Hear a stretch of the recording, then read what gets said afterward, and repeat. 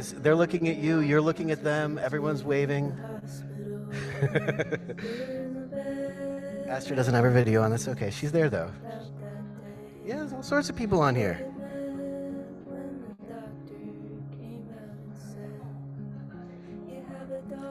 There's more.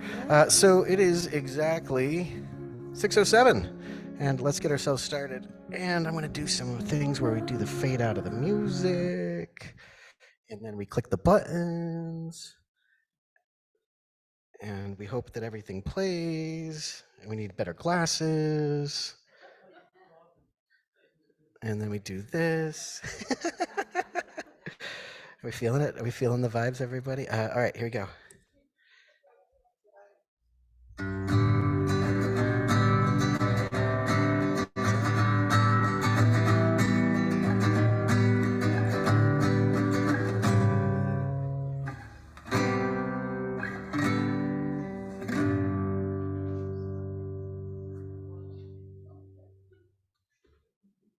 Hi, everybody. Welcome to the, let's see, it is the month of March. Boy, and this is the Spring Forward March. For everybody, real quick, I'm gonna show something. Oh, got to talk on the microphone. These are digital translation headphones. If anyone's interested, there's a software here, and it should be talking. Bienvenido a veamos. No es un marzo. I know, it's really quiet. I didn't plan this as well as I thought I could. But anyway, there's digital translation headphones translating into Spanish. If anyone's interested, they're over there. There's a power button. For those of you that can read Spanish, that's how you control them. And thanks. I'd like to give some thanks to a couple of folks that are supporters of the Bolinas community, of the Bolinas Civic Group. First off, the Bolinas Community Center for letting us use this space month after month, as well as Not Other Joel, who has provided some technology for us to use, and our KWMR, right? KWMR is our, what do we call them? The strategic partner. And they're going to talk about some stuff tonight for us. And this evening has the wonderful title of Spring Forward. And I like the title of Spring Forward because one, the time change happened. And although I thought we passed a law, we wouldn't have to do that anymore, we're still doing it. And that's no big deal. But also I like Spring Forward because that's what we're doing as a community, springing forward. Isn't that fun? About this meeting is informational, which means that we provide lots of information, 90 minutes of it, in fact. We ask that you just keep your comments and keep your comments to yourselves for now. We're working on some stuff to get some folks to be able to communicate later after the event this evening, as well as in the future. KWMR is going to be doing a thing tonight, and they're going to talk about that during our announcements. And every speaker has contact information, and all the details are on the bolinascivicgroup.org website. Tonight's agenda: first we do announcements, then we do speakers, then we do projects, and then we do the KWMR focus group, which is going to happen directly after the meeting. Maybe 5-minute break or whatever. Okay, how we doing? Is the room? Yeah, okay. Okay, everybody in the room is saying good. They're doing some thumbs up. I'm sweating a lot. First up is community announcements. And I'm going to take this time for myself to talk about the Bolinas Civic Soup. You may remember we did oops, let me go back there. No, we can stick there. The Civic Soup was an event that we did before where we brought people together to talk about topics that the Bolinas Civic Group focuses on. This one is going to be specifically on March 27th from 5 to 8 p.m. The Coast Cafe has offered up some delicious, I believe they said, transitional seasonal soup. So maybe a squash, maybe a summer squash. I don't even know when things, not yet. Well, whatever it is, it's going to be delicious. And we're going to talk about this sea level rise thing that has been a topic of the Civic Group's projects area that we're going to talk again tonight. Everyone's invited. Bring your capacity. You don't have to RSVP. However, there is on the Bolinas Civic Group website more information about Civic Soup, as well as some pictures from our last event, which was a banger. And as I said last month, I'm going to say it again. Think about what skills and energy you will bring to the table. We will bring soup. You bring your skills and energy. All right. First up in our community announcements, I'm going to introduce Michelle from KWMR. How about a hand for Michelle? Michelle's. Awesome. I'll be short and sweet. I'm Michelle. I live in Inverness, and I work with Amanda Eichstead and do a bunch of special projects with her and the whole crew there. They're amazing. And we're going to be doing a focus group right after this for an hour. It'll start like shortly after 7:30. I just want to thank Will Bartlett for having us here and letting us take up space here. And yeah, so join us if you have thoughts, or we're looking for feedback from locals about what is good about KWMR, what is working, what programming you'd like to see, improvements, things like that. So stick around. We'll have some light treats if you're needing that. Not dinner, but we'll have, we'll dangle that. So thanks, guys. Yeah. Thanks, Michelle. I'm excited about light treats. The Feed the People has chili tonight, and I just knew that would be Heartburn City. Next, I'd like to bring up Ann Sands from the West Marin Rotary. She's got a plethora of things to talk about this evening. Hi, everybody.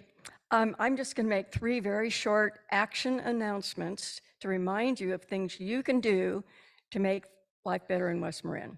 First of all, a local one, and that is Marin Transit has a survey, I see nodding heads, that is asking West Marin residents to tell them what we want in terms of transportation. Well, how about getting the bus back from here to Point Reyes Station for starters, right? That would be nice. So please do go on that survey. I believe, Will, you're going to give me a QR. Okay. This QR code will take you to all my links that are in that document on the left. And so the first one is the Marin Transit. Be sure you take that survey. It's really important because they're just reaching out to West Marin. This is just West Marin people. So do it, okay? The deadline, March 29th. Thank you for doing that.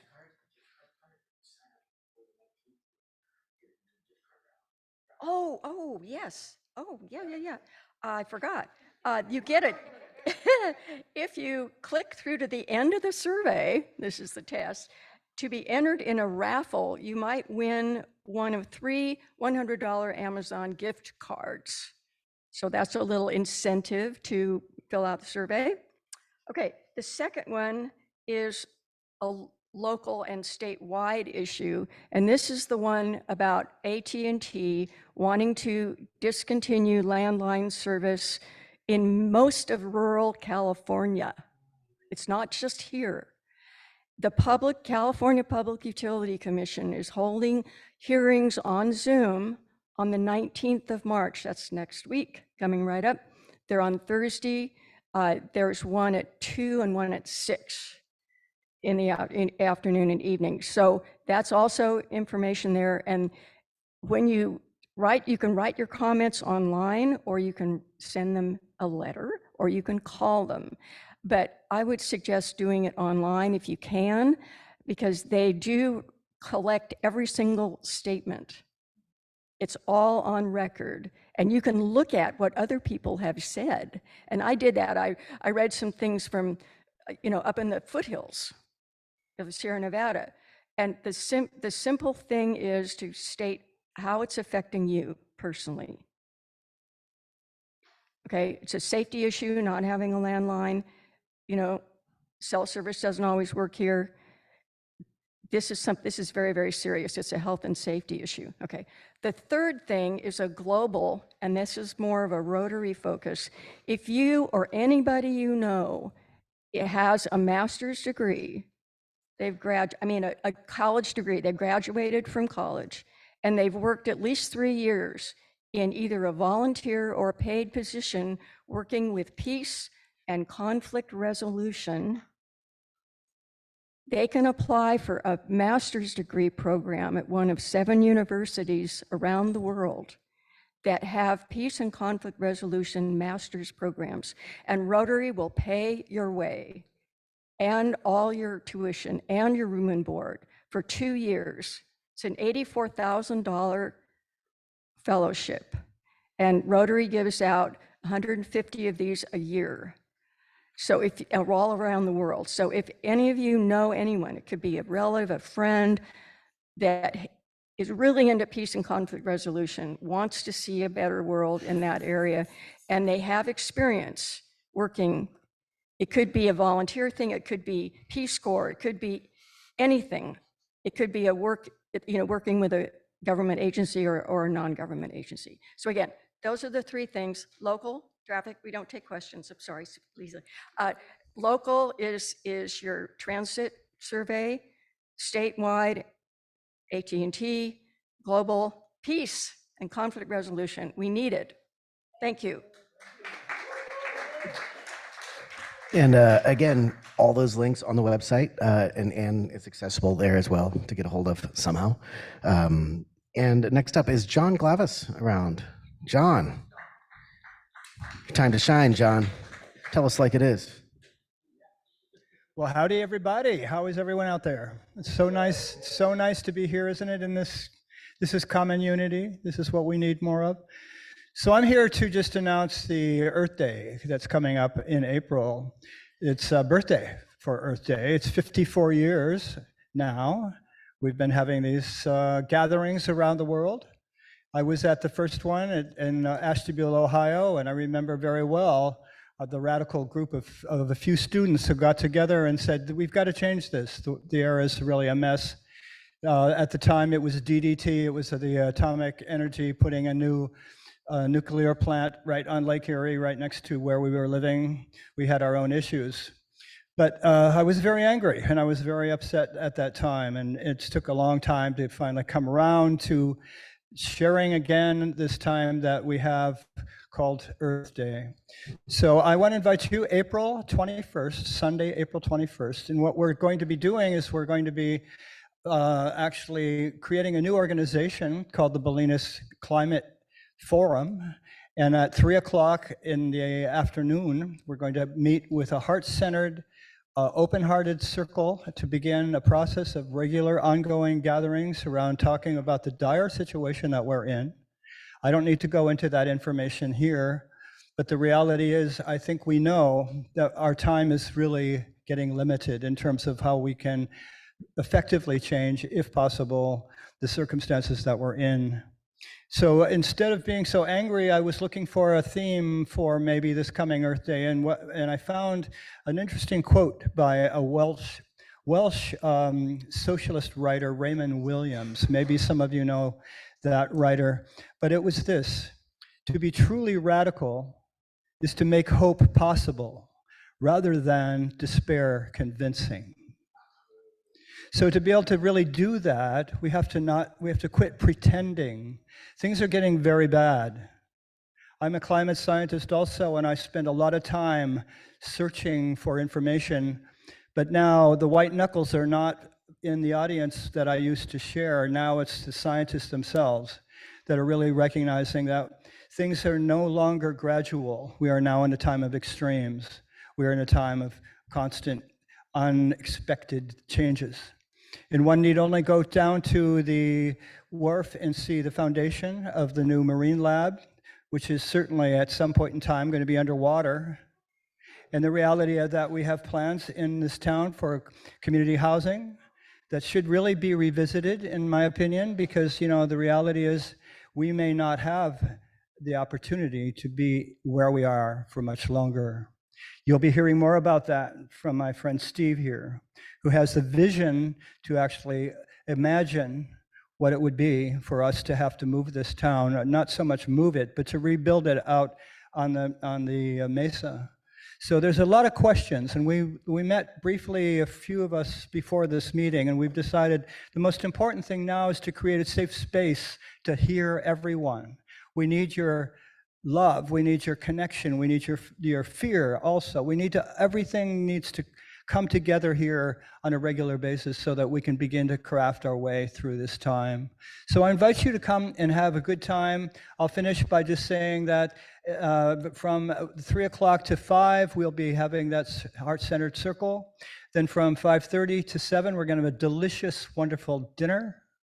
I'm going to share a few films and talk a little bit about the early environmental movement, and then the music till midnight.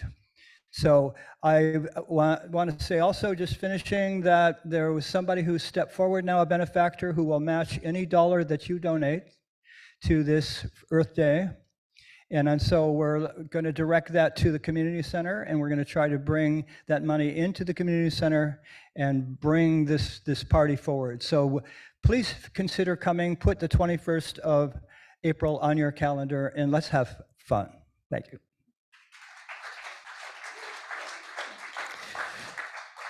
Also put the 22nd on your calendar because it is Earth Day and my birthday. Okay. Thank you, John.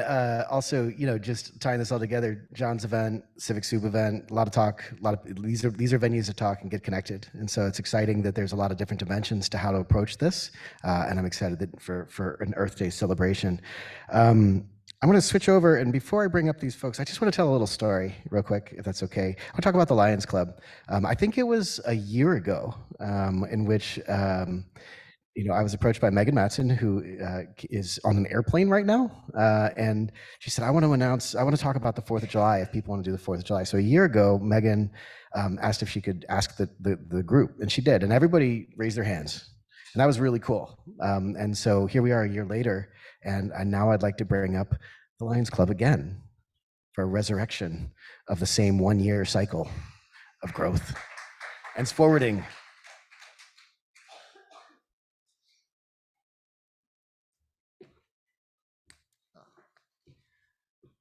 I'm Matt Lewis, current past president of the Bolinas Lions Club.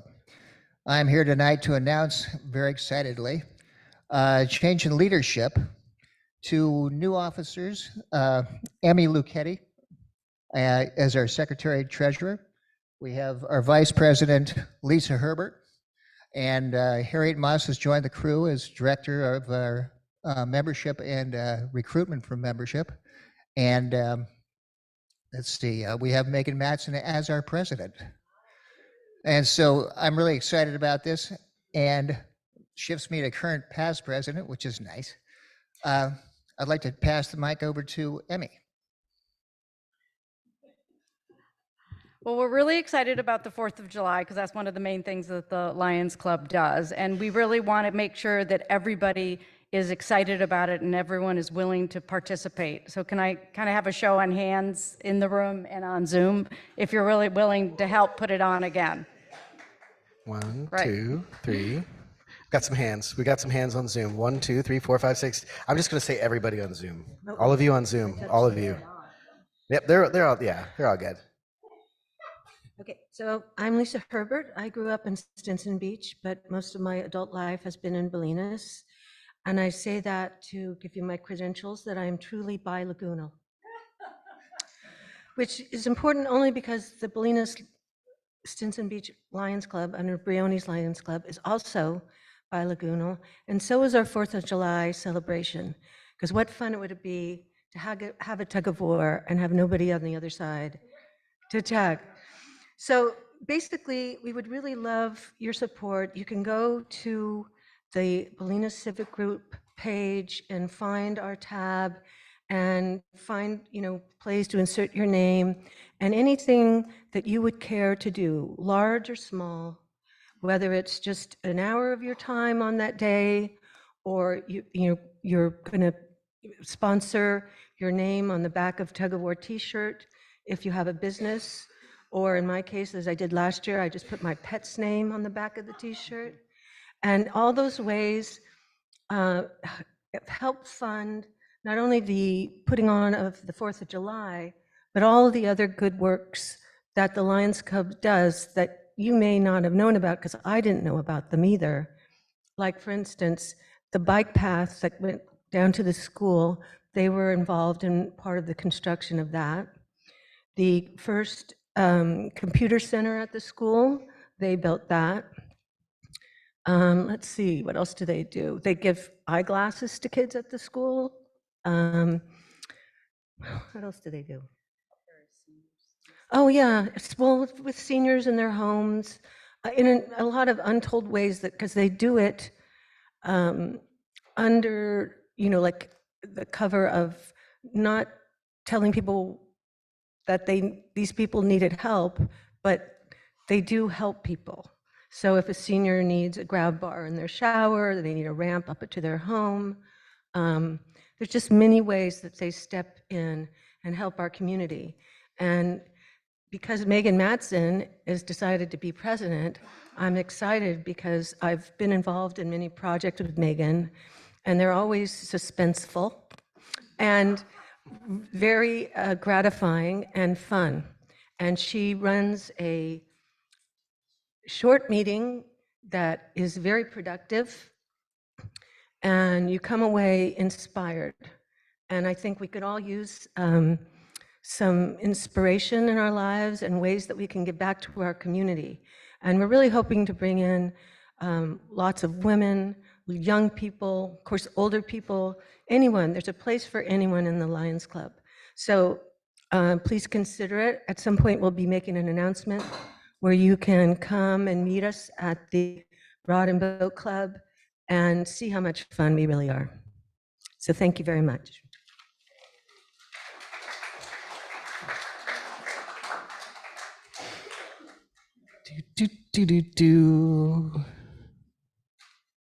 It's okay. We all go off script every time. Every time. There's always something. Like for right now, like I lost my little remote control doohickey. And let's see if I can. Yeah, great. Okay, I am going to be the BCLT tonight. Annie O'Connor, who was supposed to speak tonight, is ill. And so I would just like for Annie to announce the BCLT community update. That's really hard to read, but there is an event, the potluck style event. The dates are March 26th, 5:30 to 7:30 at 100 Mesa Road. There's a whole list of things to talk about: the Teixeira Ranch, Aspen homeownership opportunities, the ADU program, 31 Wharf Project, septic program, the current BCLT operation and finances, and the bottom down there says if you're interested in becoming a member, just reach out there, find more at bolinaslandtrust.org. Bolinaslandtrust.org. It looks like they're going to have tamales from Carmen and fresh greens from Starroot Farms. Bring a dish potluck style. Okay. And there we are, there in Espanol. Okay. And moving on to community announcements. Let's see. Do we have anything else to announce? No, I think we're good for now. Oh, wait. That's not true. I forgot to put Andrew's name up. Hold on. Wait, I was so confused. Sorry, I got confused. Next up is community speakers. There we go, community speakers. Community speakers. Oh, I have a whole thing here. Look at that. The first thing we're going to talk about tonight is the West Marin food systems. We have a whole plethora of West Marin food systems folks here, both in person and on Zoom. And they are going to be our first community speakers. Then we're going to go with a video presentation, Nobody Runs Bolinas, by Megan Matson, who I've got loaded up on that computer right there. Just put her into a little box. And then intentional community planning, or considerate community planning. So first up, West Marin Food Systems. Are you guys going to come up and announce before we get to the slides? All right, cool. Let's give a round of applause for community speakers. This isn't easy, folks. Hello, everyone. It's great to be here tonight. Thank you for having us. I'm Heather Mickley, and you may know me from around town from the Bolinas Museum. I do marketing and exhibition work there, but I wear many hats around West Marin, and I've been so proud to be involved with the West Marin Food Systems for almost a year and a half now in helping with their marketing, communications, logo development, and administrative support. And I'll turn it over to Rhonda Kutter. Great. Thank you, Heather. And I think this is a little better suited for my height. Most of you know me from my work at the county for many years with Supervisor Rodoni. And as I stepped away from that role, I was looking for something to do. And Madeline Hope, who's been involved with this project in many ways for many years, invited me to step in. So I'm really excited to be able to choose some of the projects to really focus on. I think this is a great project, and you're going to learn just a little bit about all the various projects we do. Reba Meigs is going to lead you through some of that, and just again want to thank you for this opportunity. Cool, cool. Reba, are you on the Zoom? I am. Can you hear me? Everybody can hear you as well. No, we can all hear you. Let me just go and bring up your first slide. And as you can see, so we are at the first slide, and you can just say next slide, and I will move you along as we go. Great. Thank you so much. And thank you guys for having me tonight. It's a pleasure to be here. I'm here representing the West Marin Food Systems Group, but also a former West Marin resident from the Valley area, lived out in Woodacre and Forest Knolls. So definitely have a heart and interest out with what's going on in West Marin. Our food systems group established back in COVID. And so I'm going to tell you a little bit about what we're working on and how you all can get involved. And so we have a vision of looking at sustainable community food resilience. And when we came together in COVID, our team was really looking at mapping community food needs, looking at the food distribution and strategic planning around that, help to address challenges and kind of barriers collectively. And now we're really working at with like a shared leadership model. And we just released our new strategic plan. And I'm going to talk a little bit about that. But I think you can go to the next slide. You'll see our vision and mission. And essentially, we're working with schools and community action groups, nonprofits, government, all to increase access to healthy food, not only for our low-income residents, but really for everyone in the community. And it's not just, we're really looking at that geography of West Marin. So from the tip of West Marin to the northern areas of West Marin. And then you'll see, as I mentioned, we have a strategic plan. So if you go to the next slide, not only is it focused on some of the initiatives in our structure, but you'll really see that rooted in the work that we do. If you go one more, as you saw in the mission, that we focus on our low income or folks that are older adults and maybe have challenges with access. And so on this slide really just highlights that really at the core of the work is equity and really looking at accessibility to food and accessibility to nutritious food as kind of a right that everyone has. And if you go to the next slide, it talks a little bit about kind of the structure of our co-shared leadership model. As I mentioned, our vision and missions, but we're backboned and we're a project of innovative health solutions. As I mentioned, we started in COVID, and we have a braided funding model. I want to thank the community, Marin Community Foundation, the West Marin Fund, the Marin Heal. Those are just some of our funders that support the work that we do throughout the community. I myself am from Third Eye Communications, and I manage kind of the backbone kind of project management, but we work with many of those that are in the community on the ground, as Heather, Rhonda, Madeline, folks from San Geronimo, Dave and Alexa, many players in the community, and many right in here in Bolinas, and I'll talk to you about who in Bolinas community is working with us as I go into our initiatives. But really, at a high level, we have these 3 community initiatives: school wellness, community meals, farm and gardens. And then our operations group, as I mentioned, who's our key players there is Launch for Hire, San Geronimo Valley, and Marin Child Care Council. And they all support that fund development, our communications work, and administration. And that's where Heather and Rhonda also come into play. All right, so now I'm going to go through our community initiatives. And as I mentioned, we can go to the next slide. We have school wellness. We have a lot of exciting stuff happening in this area of our school wellness. I want to thank Commonweal for just hosting our last retreat, where we really got to make some great connections in this area with Tom at Black Mountain and others. But what we've been doing with our school wellness is partnering with Conscious Kitchen and really looking at kind of crop planning and aligning. And we have all of our leaders from across the school districts working together. Leo there in Bolinas, TJ, Ely, that team at the Bolinas School, along with Lagunitas, Laura there, Barbara from Nicasio, we have Adam from Shoreline, everyone working together to really look at a regional school food system. And what would that take? And we're writing grants together and really supporting our local farmers and having them come to the table with us and look at crop planning for our schools to really enhance the menus. And so this has really been an exciting initiative that we're working on right now. You can go to the next one. The other one we're working on is our community meals. And this one is looking at supporting access to healthy, fresh, local meals. And this is working with Series to provide medically tailored meals. We have a pilot program that we launched up at EA Housing, but we will be expanding this. Right now, we're looking at working with San Geronimo, and then it will be bringing in Randy's team at Bolinas Community Center and Chip's team at the Senior Center. So we kind of have a phase of our rollout for a medically tailored meal program, but we're really excited about that. We're on phase 2. So coming to your area soon.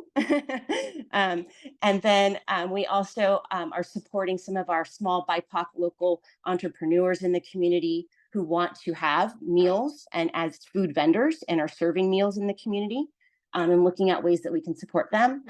And then we're working with our SB 1383 and climate practices and supporting our county of Marin, the Zero Waste program, as well as West Marin and working with West Marin Climate Action on how to demonstrate kind of smart sorting practices within the community. And you might have seen that at some of the community events at the Bolinas Community Center and our eco sorting stations out in the community center. So that's some of the work that we've also been doing and working with pantries to kind of educate them and some of our small businesses. So that's what we've been doing with community meals. And if you go to the next one, our farm and gardens.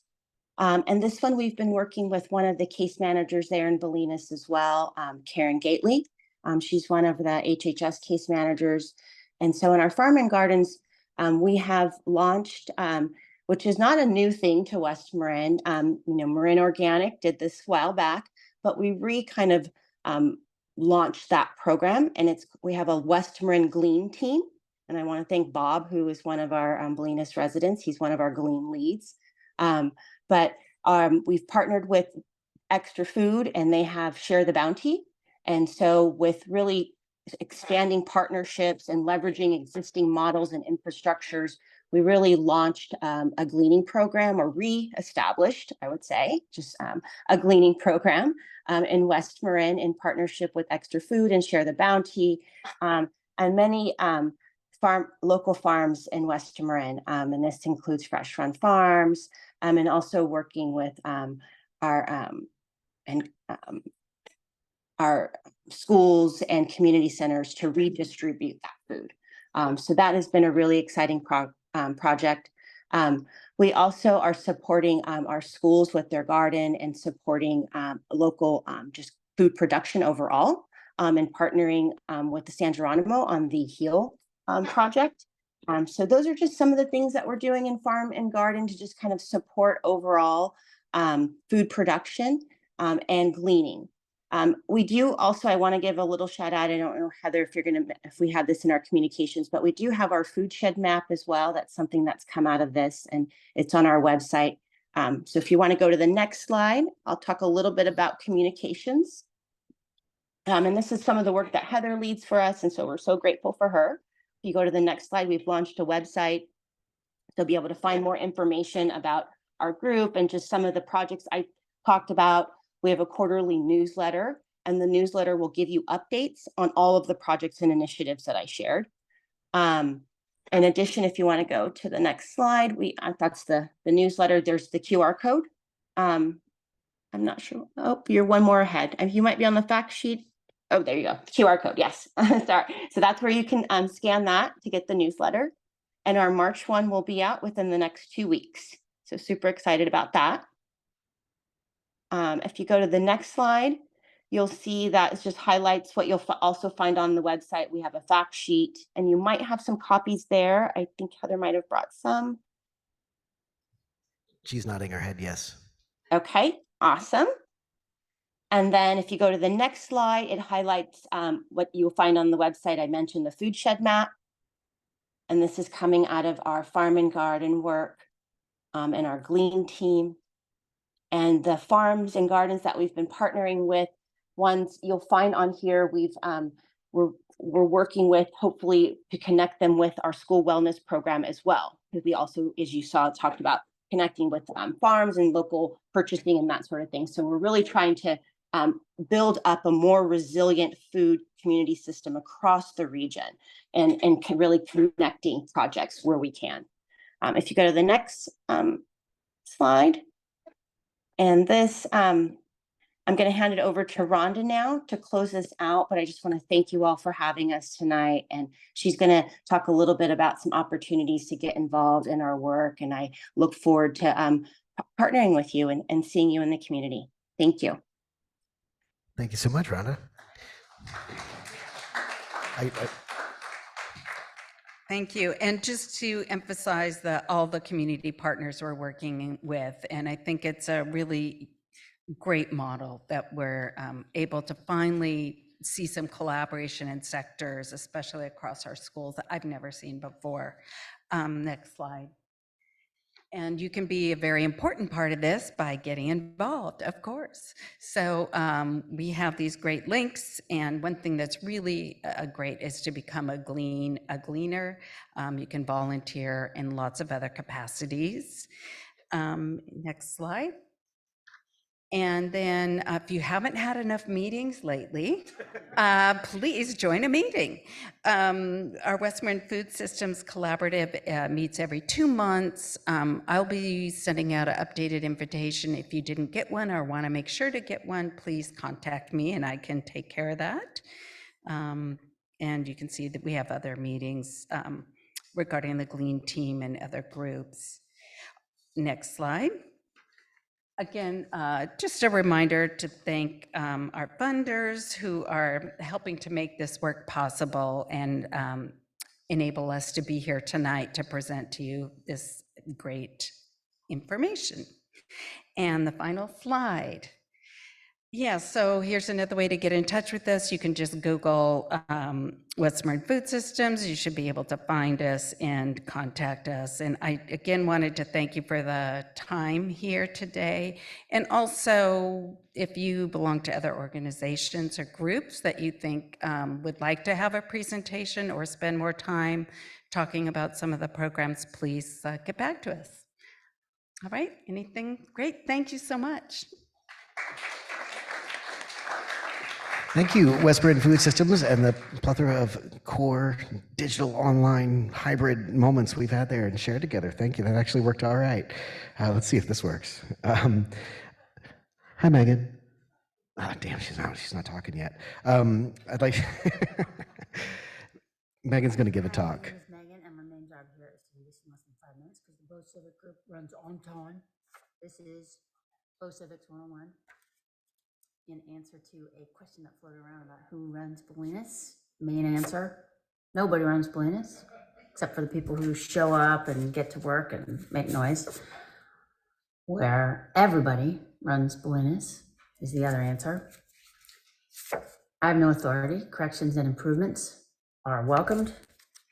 Of course, there are two main types of organizations. There's representative government, so the agencies, districts, and decision-making bodies, and then separately the NGOs, or non-governmental organizations, otherwise known as nonprofits or 501c3s.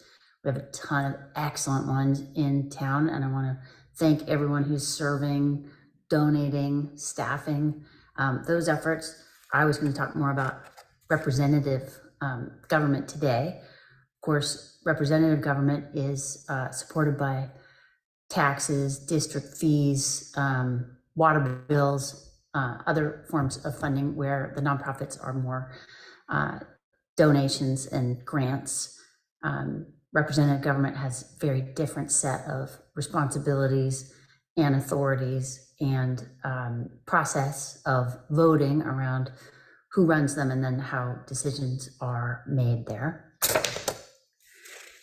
The common assumption might be, does the county run Bolinas? There's some yes and no there. Bolinas is part of the 457 square miles of unincorporated Marin, in contrast to the 11 cities and towns over the hill that have elected representatives to make decisions and run things, and they often have planning departments and police departments and additional responsibilities in that format, which we do not have in Bolinas. One thing I do enjoy about the definition of unincorporated communities are that they exist by tradition. So that's Bolinas currently and future. So the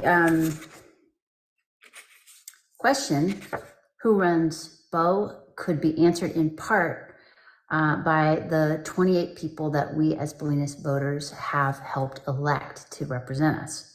So they go to the meetings, they understand everything there is to understand about running schools or water and wastewater utilities or fire. And a quick rundown cheat sheet of that would be, we've got the BPUD board, the school board, the fire board, the Mesa Park board in town. Those are all 5 members running in 4-year terms. And then on the right side, we have 1 county supervisor, a state representative, assemblyman in the California Assembly, 1 state senator, 1 governor, a US representative in the House of Representatives, a pair of senators in the US Senate for the whole dang state, and a US president. Of course, there are other elected cabinet positions around the state, but I did not get into that.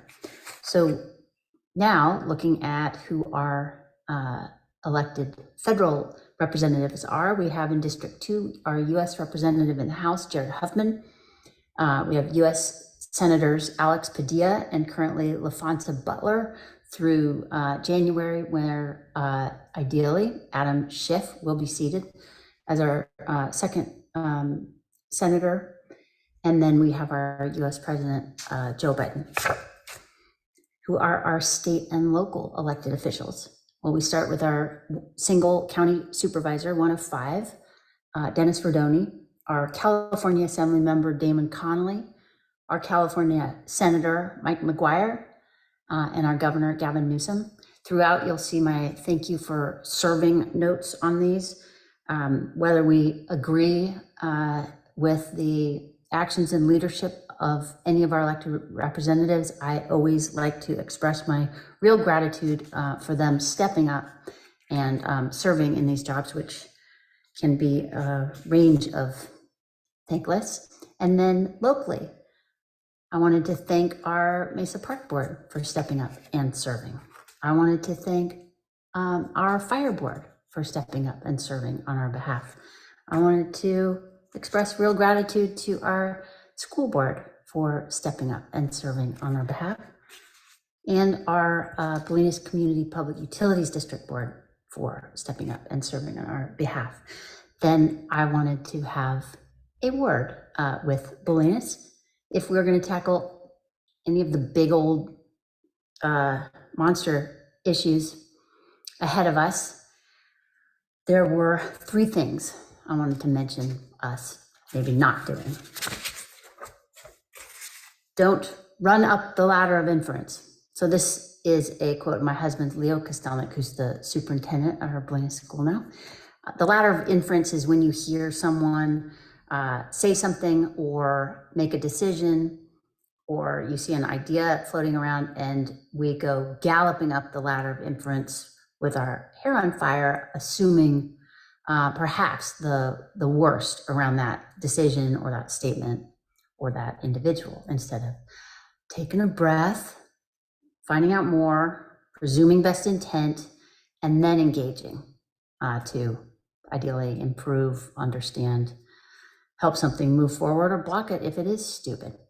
So 2, participate only at the finish line. This is a classic Bolinas move known as the 11th hour sandbag. So that's when often a small group of people has burrowed away working on some problem or idea or change, usually in open public meetings with some information circulating, but none of us, myself included, engage in the boring, early, really uncertain, undefined stages of that idea. But when it gets real, the tendency is to show up and jump all over it. So try not to be the 11th hour sandbagger. Either stay lightly informed along the way, or dive in and participate, or come in sort of constructively toward the end and do your best, assume best intent again. And then 3, be Lucy. Don't be Lucy, be Charlie. Always kick the football. That's another Leoism. Keep being Charlie, keep going after football. Don't be the Yank and Lucy. And then run for stuff, start things, show up, make good noise. There's a lot of that going on in town. It's awesome. Young and old, all friends. And then lastly, I've learned that creative conflict is really good. So this is where half ideas become whole. This is where you want to show up with better ideas or expanded ideas or more work and improvement and change to what has started. And then just do it with civility and again, an assumption of best intent. All right, that's it. She can't hear you clapping, but maybe she can feel you. Yeah, she. Thanks, Megan, for presenting that lovely video. The portrait mode looked great. And we have another community speaker, Andrew Alexander Green. Your time is now. He's walking up. He's here. You don't need this. You want a light? You got it? Okay. You're really tall. Sorry, I meant to say I'm really short. Before I start, I want to thank Will, who is doing apparently the work of 3 or 4 people. And in all seriousness, is really making a lot happen for our town here to bring us together to just collect ideas objectively. So thank you. Thanks, Andrew. My name is Andrew.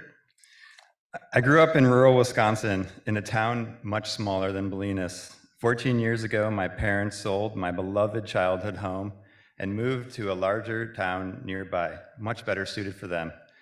When I saw them last, they dumped a ton of will and inheritance questions on me. I was flabbergasted. I'm incredibly fortunate to potentially inherit a house, but I have little interest in the town in which they now live. My first reaction was that my sister and I would sell or rent out the house. But I wasn't considering the housing situation of the area, or others like me may be hoping to one day own a home there. My parents are faced with a decision millions of other baby boomers will be left with in the next 10 to 15 years. Bolinas is not immune to this scenario as well. Do our children move into our houses when we're gone? Do we sell to pay for assisted living or a house closer to our grandchildren and be financially worry-free? Or do we sell to the highest bidder and simply pocket the cash and move on? My wife and I moved to Bolinas in 2017. The woman selling her home to us made it clear she wanted to sell to people who were or would become full-time community members. She received much higher offers than ours, but took a chance on us. I think about this opportunity all the time. She sold her home because of high living costs, permit challenges to renovate her home, despite absolutely loving it here, like we all do. It's heartbreaking. We couldn't afford to live here now if we were searching. I suspect that's true for many of us today. As a former Bolinas Community Land Trust board member, I know the housing crisis. The BCLT waitlist is around 200 people and apparently represents nearly 600 people. Many are making long drives into town to work, some teachers, some firefighters. The median age in Bolinas is 65 years old. 53% of our town is over 65 years old. In the next 2 decades, many will pass away or need to sell or move. Will they be as altruistic as the woman who sold me my house and sell affordably to locals? Or will they, very forgivably, sell at market rate to those looking for a second home or to create STRs? Also, What happens to the beautiful unbuilt lots with natural habitat as well? As the current Bolinas Community Public Utility District board member, I understand the delicate nature of our relationship to and dependence on the water, a natural source, and the scarcity of those water meters. As an architect, I understand the prohibitive costs and frustrating timelines associated with new development. I also know that the most sustainable type of building is not building at all, but reuse. Can we together imagine what should happen to our community in the long term, like the group that did the same 50 years ago? How should we grow and change the town physically and culturally? And what might this place look like for our residents in the future? And to borrow something that John said, to make hope possible versus despair convincing, I just want to say plainly, Bolinas has always been a place of second homes, and I think that's fine. But it's bad now, and I don't see it getting better. So I just want to take a step here and make this official. I'm here to urge us all to start actively thinking about how we might move into the next era of Bolinas. We need a succession plan for our town. We need people to get involved. Who will carry the torch for the school, not just housing, the Rod and Bow Club, the Lions Club, the Lagoon Advisory Committee, the Community Center, the BPUD, the Fire Department, the BCLT, Sea Level Rise, and all the other groups here in town with residents who have been great, great stewards and contributed so much and are ready to pass the baton.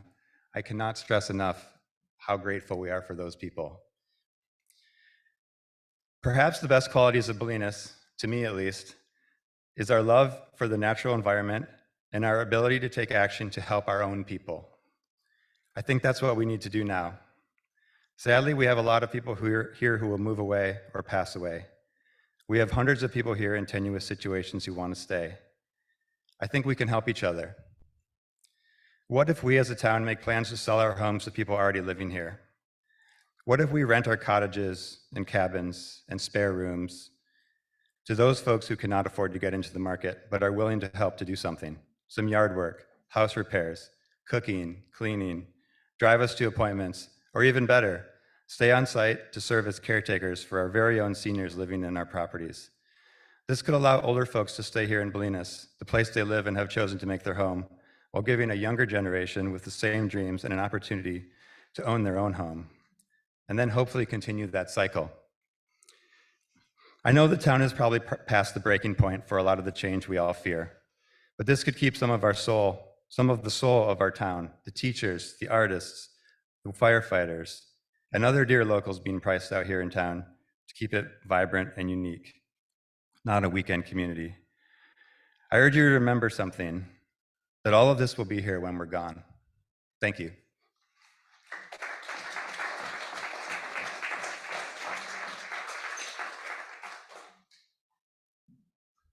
That's great. Thanks, Andrew.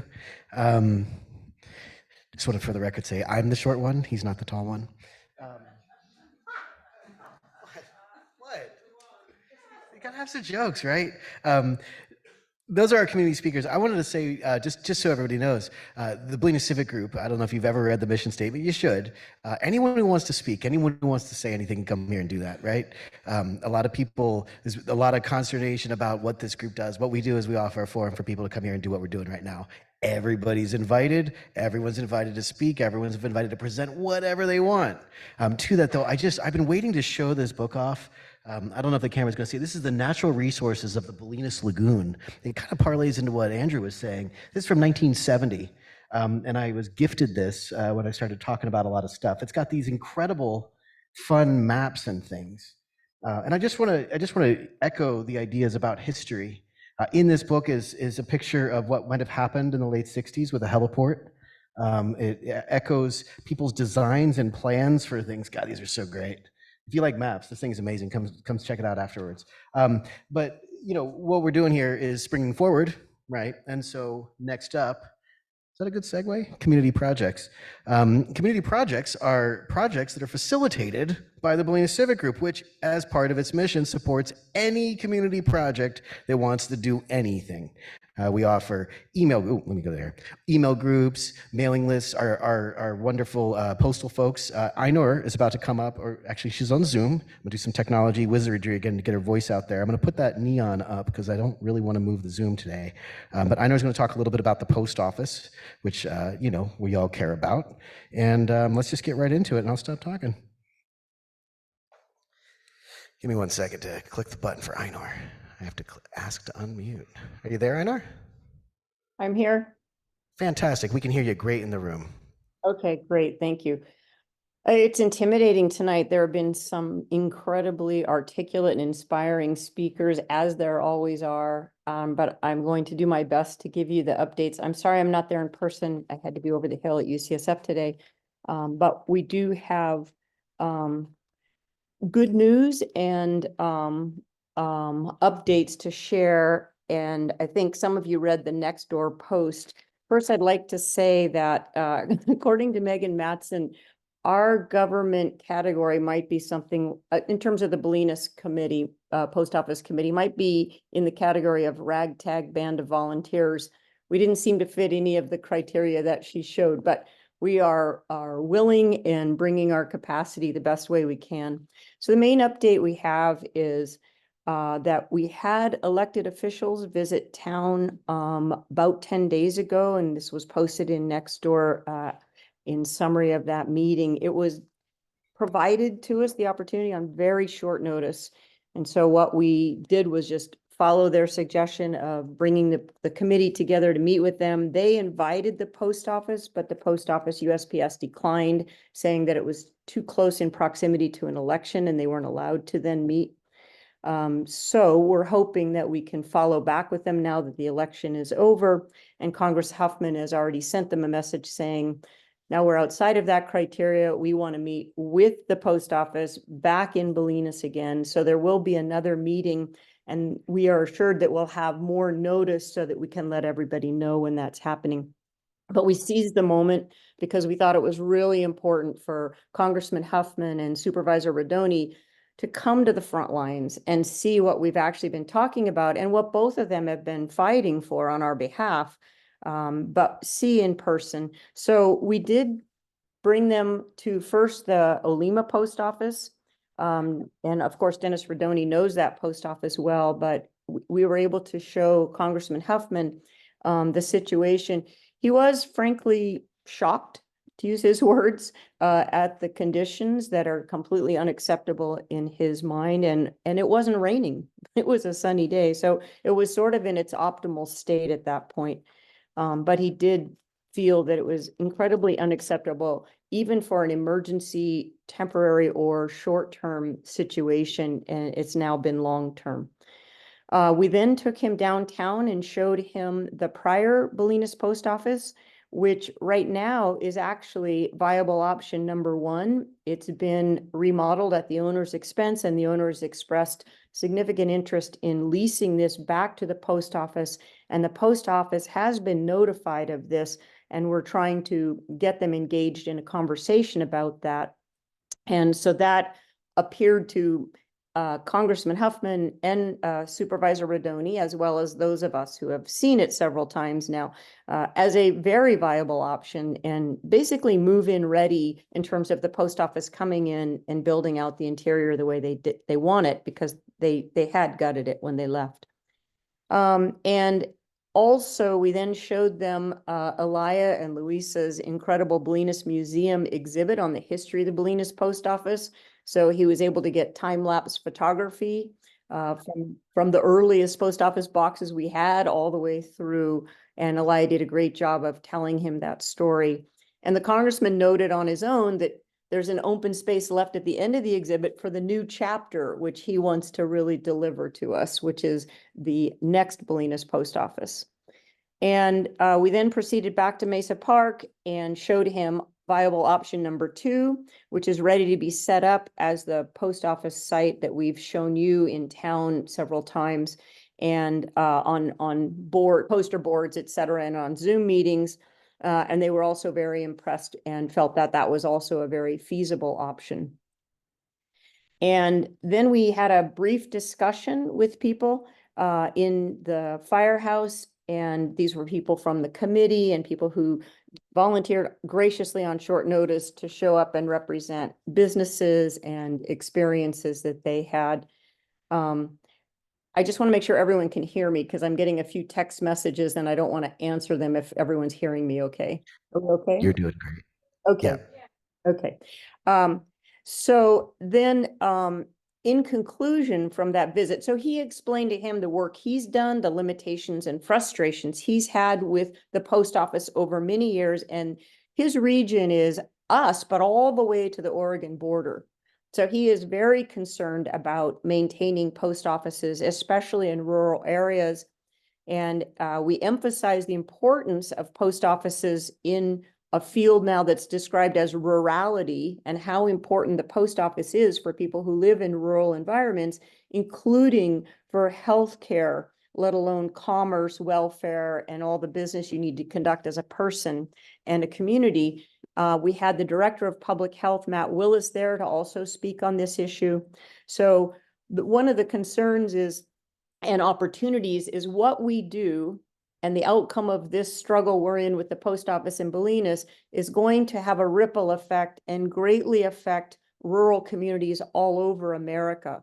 And so that's really the opportunity we have. It's a challenge, but it's the same way as when we did the Bolinas community testing for COVID. We were the first community to do that, and that had a ripple effect where we then showed how other communities could do that, and the government could pick up testing organization from there. So we are in that position again with the post office.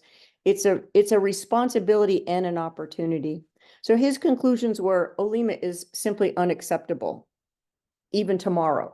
So that needs to be addressed as soon as possible. He's giving these messages back to USPS in very strong terms, from the federal level all the way down to our district manager. Second is there are two viable options on the table that are being presented to the post office, and he's leaning in on them significantly on these again. And I just got an update from them yesterday that since our meeting, there has been response that the Bolinas post office downtown, even in its remodeled, no asbestos floor tiles anymore, et cetera, is considered not meeting their operational needs. And Congressman Huffman said, but I've seen Olema and I've seen this. It's a head scratcher. So he said that they've leaned in hard and said, tell us what your needs are then so that they can be met by that site, or tell us where we stand with option number 2, which is Mesa Park. They said that one is under review, and it has been under review for over 4 months now. They asked for different specs, despite the fact that they defined the original specs. We gave them different specs, redesigned the plan. Thanks always to Steve Matson for his ability to turn those diagrams around for us. And so they've held the revised plan now for 4 months, but it's still being considered.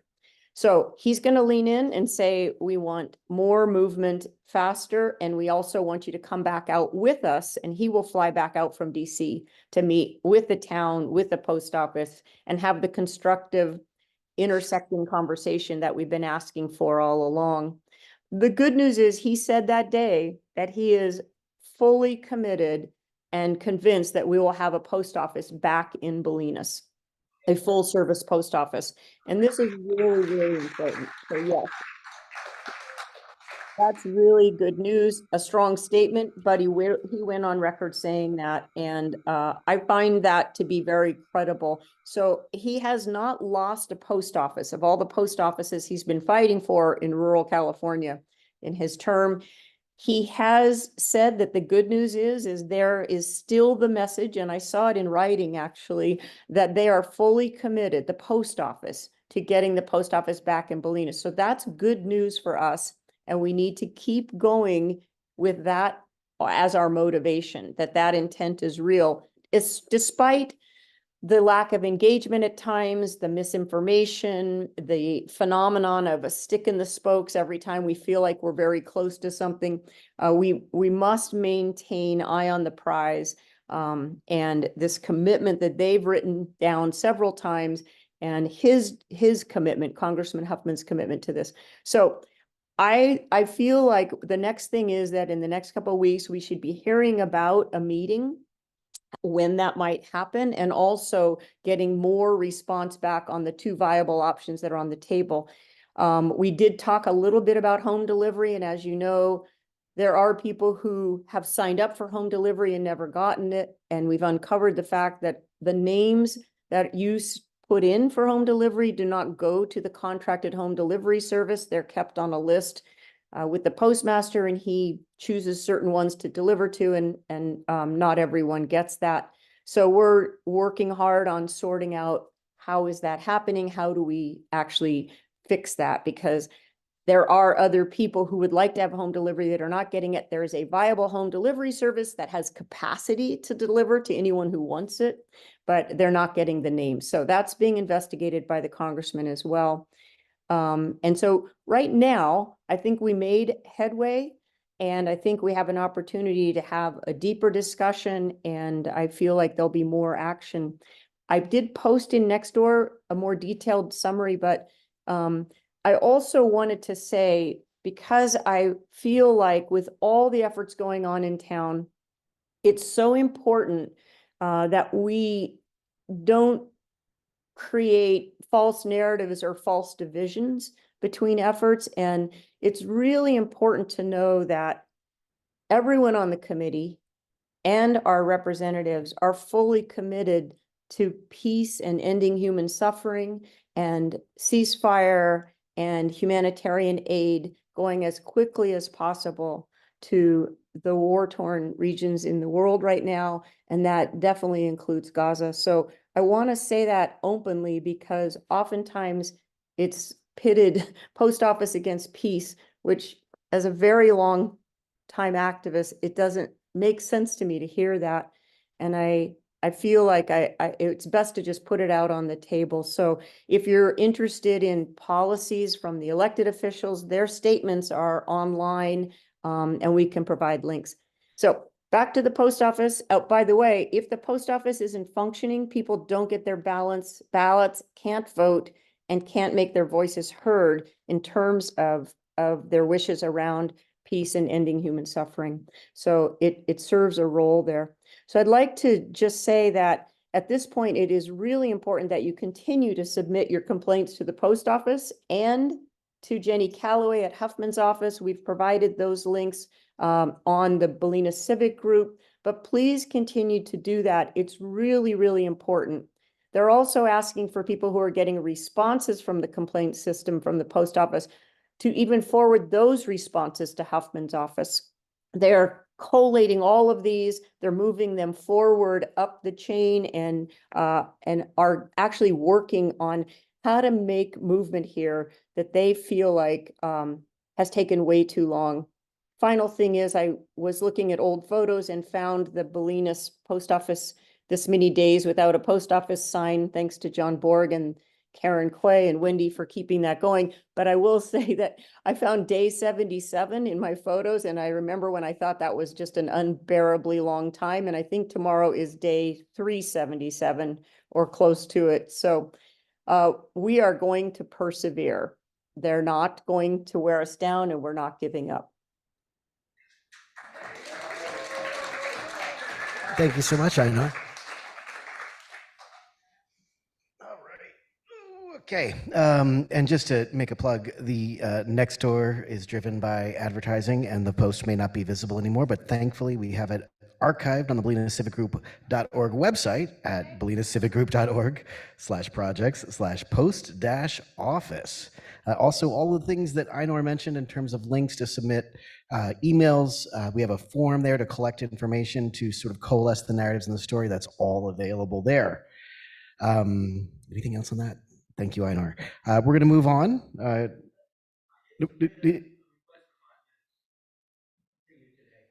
Oh, well. About the post office. Oh, okay.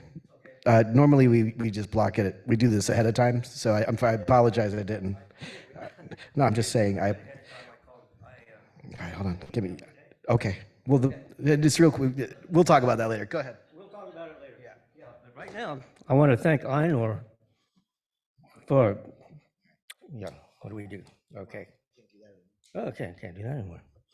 Yeah, thank you, Aenor, because you covered most of my bullet points here. I've been renewed, my enthusiasm for this has been renewed greatly because of Supervisor Rodoni and Congressman Huffman's visit last week, and they expressed, their concern for our loss of the Bolinas, of the post office, and the return is possible. That commuting is difficult, if not impossible, for a number of people in town. That a bus line should be reconnected to Point Reyes, and that a Lehman post office is not sufficient. And this is my point. This is why I want to take the stand right now, because the Olema campground itself is in peril. It may shut down because of this. Now, because I've known Gabby, who's the manager up there, nearly 10 years. And in this last year, she has expressed to me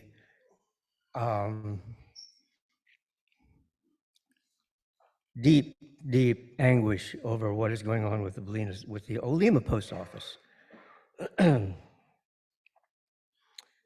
She is distressed, and she's saying that the demands that are being made because of the post office could close it permanently.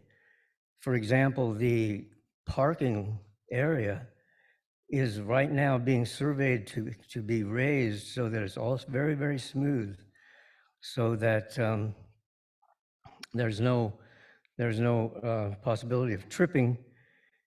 And she says if that happens, it might put us under, because it's not a corporation. The campground there is just a mom and pop organization, and an expense like that could ruin them. And she asked me personally, and John Glavis and I were up there last week, and she poured her heart out to us in anguish for 25 minutes about all the things that are going on because of this post office situation. And she asked us to convey to the next door, complaints about the conditions of the parking area there, and she's concerned about that. She said that's not a helpful thing. Maybe we don't make those more complaints over the next door. And finally, I am inviting a very select few to meet with Gabby at the campground personally very soon. She needs to feel the support from us down here in Bolinas. She's very alone up there, and she doesn't know really what's going on down here. And of course, Rodoni and Huffman met with her personally last week, and so she told us a whole lot about that. She needs to feel the support from us, and I will arrange that meeting with her, and hopefully with the ones that I select. Thank you very much. I have a very quick comment on that. I met with Gabby ahead of time and let her know they were coming, and she met with them. And I really implored to them at the time of the meeting and afterwards that we in no way want this to negatively affect the campground, but that it should positively affect them, because I pointed out to Rodoni and Huffman that the conditions at the campground are because of neglect at the federal, state, and county level, and they agreed. And so I think they're going to be looking at how they can bring more assistance to what's happening at the campground, because it's a poor water management problem on the national park side as well as on the county and state road side. So I'm hoping in the end this will also benefit her, but I fully agree with you. We should work together with her. Thanks, Aenor. Just to clear up what the way that the meetings run, just for everyone's clarity, the agenda for the meeting is set a week ahead of time. So if you do want to speak, I know sometimes there's critical issues. We try to maintain a 90-minute show, specifically for the sake of getting as much information as possible. I do appreciate people who want to speak, but please get to me ahead of time. It makes the whole thing run a lot faster. We have a lot of people on Zoom in here, so I appreciate everyone speaking, as always, but it's helpful if we get that ahead of time. So,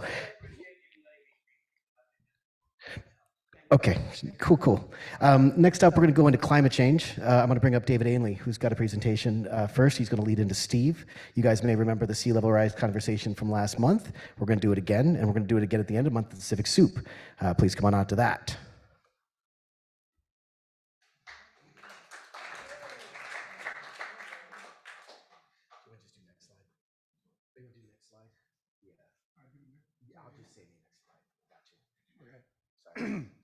Got a little checked up. Hello. I've been conducting research on the ocean climate and its creatures for the last 50 years. And I spent a lot of time in Antarctica. Steve Matson wanted me to speak ahead of him to like scare the bejesus out of you. I don't know if I can do that, but anyway, okay, so Steve is going to be elaborating on this graph. This is the latest depiction of how sea level is going to be changing in the next 50 years or longer. Could go back. So far, we're like over there at 2024. So far, there has been several inches of sea level rise, but it has mostly pretty much to do with the expansion of the ocean as it heats. But pretty soon, sea level rise is going to be accelerating because important collections of land ice are going to be melting.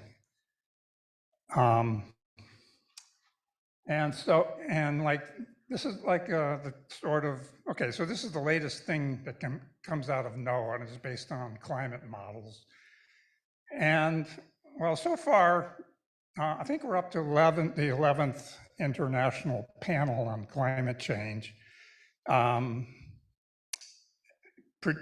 predicting what's going to be happening with climate. But you have to note that the IPCC has been wrong every time, not in what they predicted, but in the speed at which it has occurred. So take that and keep that in mind when you look at this sort of a graph. Okay, next one.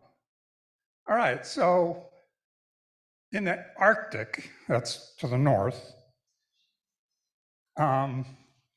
sea ice is going away. And you hear about that on the news all the time. Okay, well, the news media can't get their head around sea ice in the Antarctic because it's far more complex.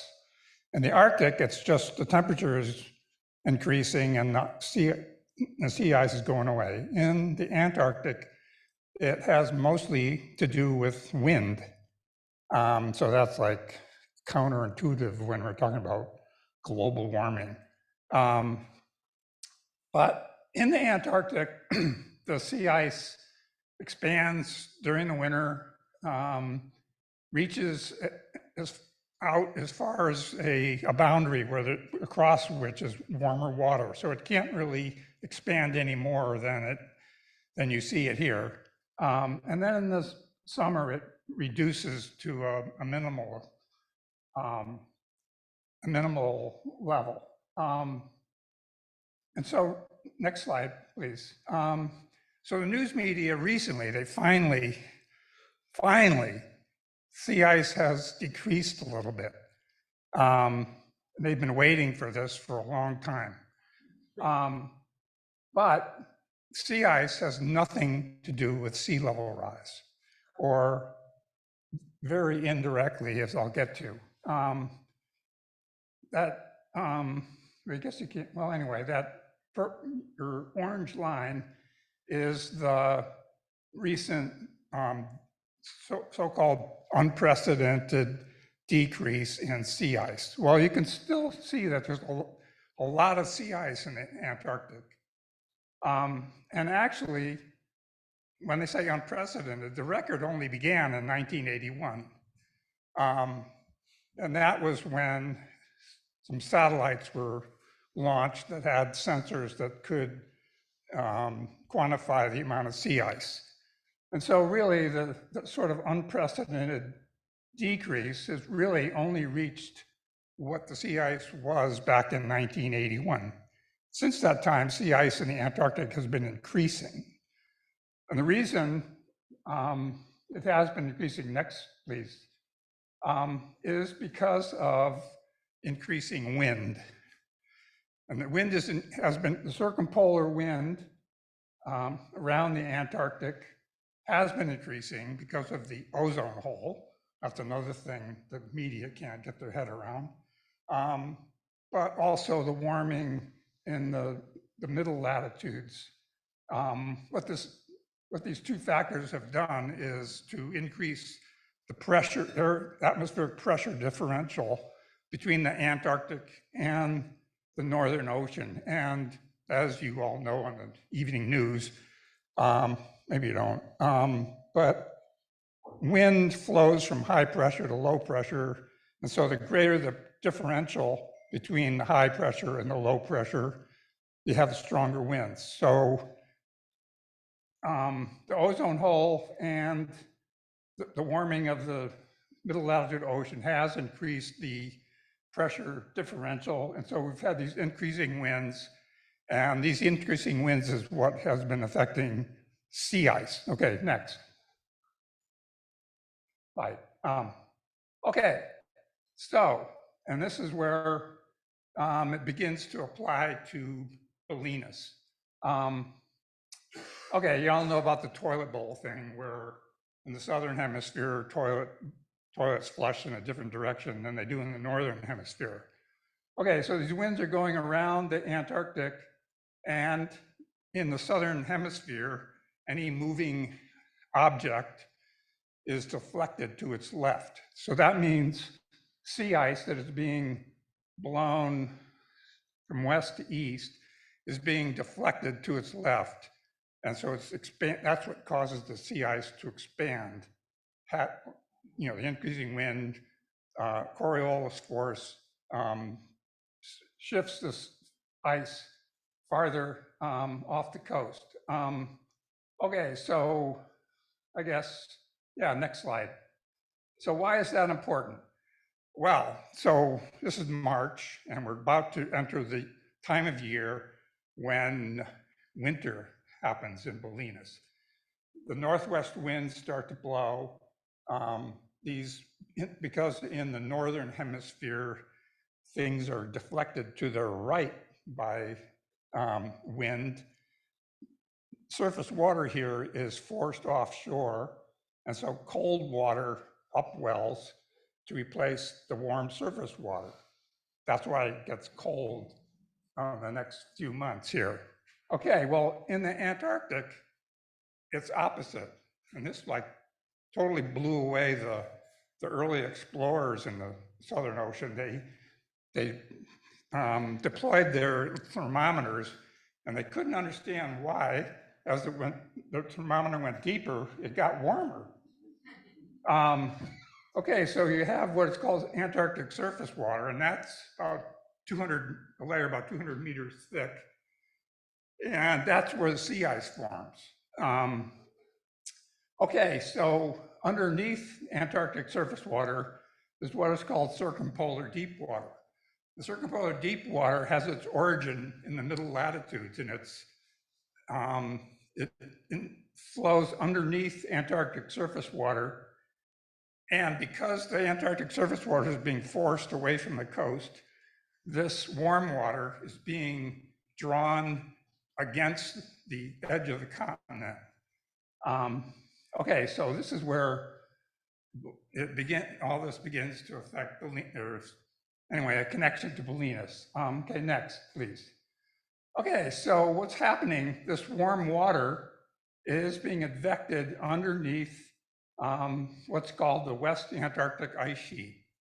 West Antarctic ice sheet, over here on the right, is, I don't know, half again as much ice above sea level that is in Greenland.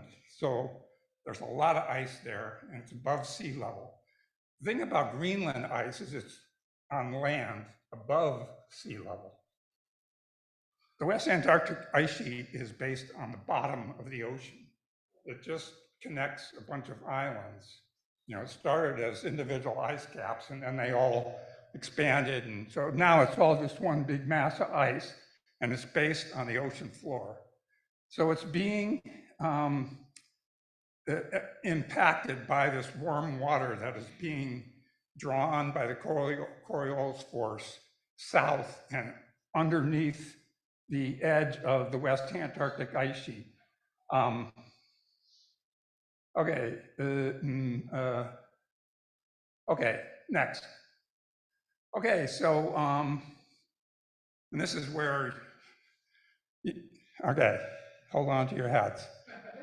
It doesn't matter what the tech nerds are gonna do. They're gonna like sequester carbon dioxide. Maybe the government's gonna give everybody an electric vehicle, put solar panels on your house, but it doesn't matter. The West Antarctic ice sheet is going away and we've passed the point of no return. There's nothing that can be done to reverse that. And well, I guess it doesn't show out all that well, but the Pine Island Glacier and the Thwaites Glacier are the two major glaciers that drain the West Antarctic ice sheet.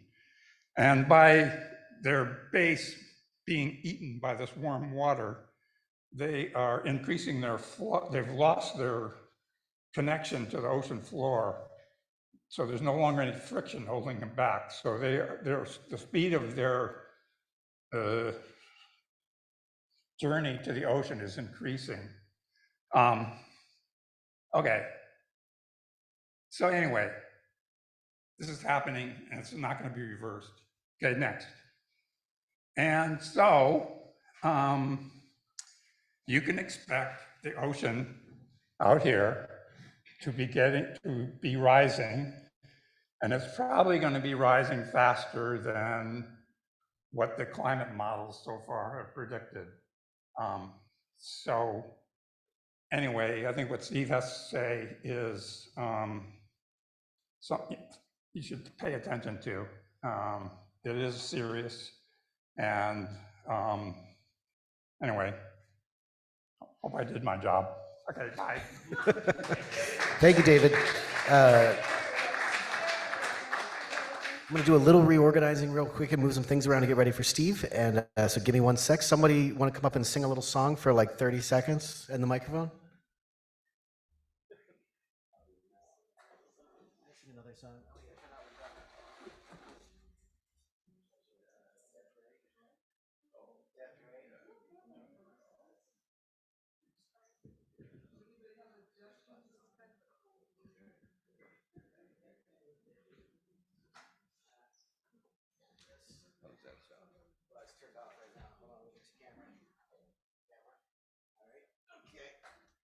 Thank you for your patience, everybody. Go ahead, Steve. Give us a 1, 2, check 1, 2. Okay, can you hear me? Oh yeah, there we go. Perfect. All right, Steve, just call for next, and we're ready to go. Okay, can you put up the? Okay, carrying on with that happy tone of the last report, and our favorite subject, sea rise. What these three, one thing my talk tonight is going to be in 2 parts. Part 1 is what I call Bolinas sea level, part 1, and it will deal eventually with how we're going to get here. what we're going to do with our road systems to keep us from having to use ferry boats. And part two is dealing with what's going on with the downtown, the effects on downtown, and what we're going to eventually do with our moving our town up to a point where it can be a viable center and heart of this community. The pieces on this is part two related to the downtown, but it will eventually relate to the study for the road systems. And one thing the documents that I'm showing you, they're with an invitation to anybody who knows what they're doing to take a look at my documents. I'll provide them for anyone and examine them and make sure that they make sense. But starting off, these are three drawings. Okay. There are three drawings that show the difference between, and this is all about tides, show the difference between three tides and what's called the mean high water. And I will turn that into, let's think of that from now on as zero. It'll make this conversation a lot easier. And the drawing on the left shows a rise of 3 inches above zero. Next one's 10 inches, and then about 15 inches over here. That may not seem like a lot, but when you apply it to our downtown and Mesa, or the road, Brighton and Wharf Road, they're basically flat. The elevation right outside of here is about the same as it is right around the corner on Brighton. So if you were standing out there and say the water was at zero, and a 6-foot tide would put 3 inches of water on everything. So let's move on. This is an elaboration on the graph that David was showing. And it is a graph that shows what the three tides that I've chosen will do to zero. So for example, and these are 1 foot heights above where we are right now. So we're at zero. If we go up and have a 2-foot rise at well, I'll show you in the later one, but this is a graph that I would hope would become a document that has been scrutinized and improved upon by any number of people who want to put their attention to it. So it would become a document that would be referred to in the future as Bolinas talks about its problems with sea rise. It'll help them plan. It'll give you an idea of how high it's going to be in such and such and such a time. So let's go to I've got to get some water. Whenever I speak, I just dry up. You want to go to next? Oops. Oh, gosh, that's so many. Giving away all the secrets. No, that one. There we go. Yeah. Perfect. Sorry, everybody. Okay, that is a detail of the larger. And I show it to you because if we're at zero and we have a 2-foot rise, a 7-foot tide will be hitting us in about 8 years. What's sort of frightening about this is that the 7-foot tide will actually be up here above 3 feet. And I know it takes a lot of head scratching to figure this out. It certainly took me a long time to figure it out. But keep that in mind. And let's go to the next slide. This is Bolinas with a 3-foot sea level rise above where we are right now. And in 8 years, we will have this area right in here. That's a 3-foot increase in where we are right now. Now, a 3-foot rise, though, if you add a 6-foot tide, you then, let's see where, oh no, that's right. A 7-foot tide would then spread all the way to this point. And you can see in the blue just how flat this whole area is. There's a little bit of a rise right here. You know, if you had a 3-foot sea rise with a 7-foot tide, then this is all going to be underwater. So going to the next one. Then if we have a 4-foot rise, the tides, you can see how the tides increase that. A 4-foot tide becomes a 5-foot 2-4 tide. The blue is a 5-foot rise. So tides expand everything. They exacerbate the problem. And if you look at the like a 6-foot tide, we have 140 of them. Or we had 140, will have in 2024. 48 of those are in December, January, and February. So you got the issues of storm surge on top of that problem. And then a 7-foot tide, we have 5 of them, and they're in November and December. So it's, you know, it's problematic. I don't mean to make everyone more miserable than they might already be with what's going on in the world, but this is something we just have to face. And we go, if we could go back to that, the chart, this second one, yeah, or go back to the other, yeah, that one. This could become a document where we can help plan. Like a 3-foot rise is going to be in, I don't know, it looks like 20 some odd years. That's not that far off where a 7-foot tide will be, you know, would be downtown awash. It will be, it's not that far off where this place is not going to become a viable center for a community.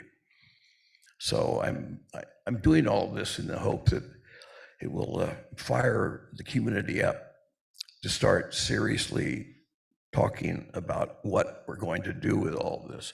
So if you could go ahead, keep going, yeah.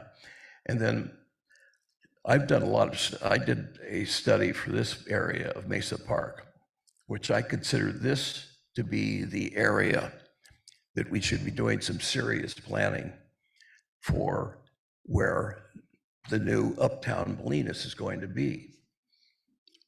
And I did do a study right in this area that kept the skateboard part, baseball, and soccer. And I was able to get all of the square footage that exists downtown, all of the non-residential square footage was a second floor that would take care of a lot of residential. Just to prove that our town could fit in that area. And then I would suggest with, you know, and I know there'd be lots of groans of a design here that could expand in here that would eventually take, receive the school, the hardware, which has about 20 some odd 30,000 square feet of yard, but that you start looking at this and expanding in here with what would become downtown Bolinas, uptown, whatever we would be calling it. And it would be the new center for this place. That's a gargantuan problem. I mean, you can imagine what you'd have to do to just begin talking about that. The planning for infrastructure, the planning for, you know, the kind of buildings that you would use that could expand, that was economically designed. I'm raising more questions, certainly, than answers, and I hate to be such a on top of David's lighthearted talk in addition to that, but it's going to happen. There's just no doubt about it, and it's going to happen in the not too distant future. And that graph that I showed you, those numbers are all going to increase. And if you could go back to that graph just for the last second, that is moving. So all of those years are coming toward us, because we're how many months into the 2024. All of those numbers will have to drop by 1 in 25 and so on. So it's just not time to think, oh, it's way off in the future. There's just too much involved in trying to solve this one. So thank you for putting up with all of this good news. Thank you.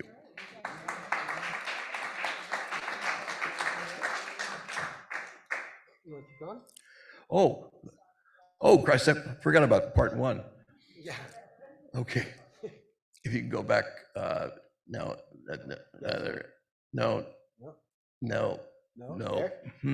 What's such organization? Keep going. You've got to get back into, this is, would be part 1. Oh, that's all we got.